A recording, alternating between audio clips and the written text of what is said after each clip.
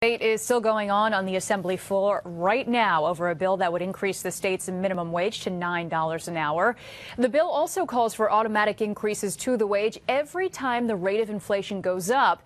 And once it passes, if it does, the heavily controlled Democratic Assembly would then pass it on to the Senate. Pat Bailey is live in our Capitol newsroom tonight with more on the debate. Pat.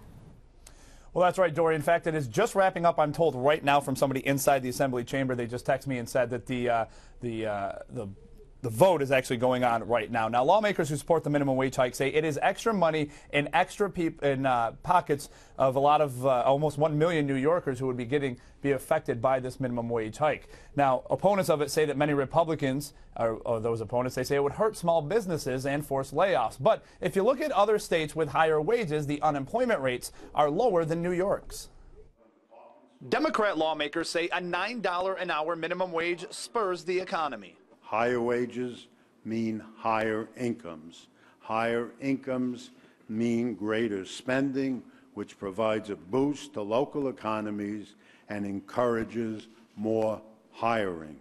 According to the U.S. Labor Bureau, that is a true statement. Take a look at these three states with the highest minimum wages. Two of the three have an unemployment rate lower than New York's 8.2%. All three have minimum wage tied to indexing, where it automatically increases every time the rate of inflation increases. That is part of the Assembly's bill. Because we don't want this to be an issue 2 or 3, 4 years down the road where we'll be having the same type of political discussion. But Senate Republicans say discussions and compromises, such as tax incentives for small businesses, need to happen before they support it. We have to be realistic. We know that something's going to take place, but we also have to give protection to businesses. I mean, I have a lot of friends when I go back home that own diners, they own restaurants.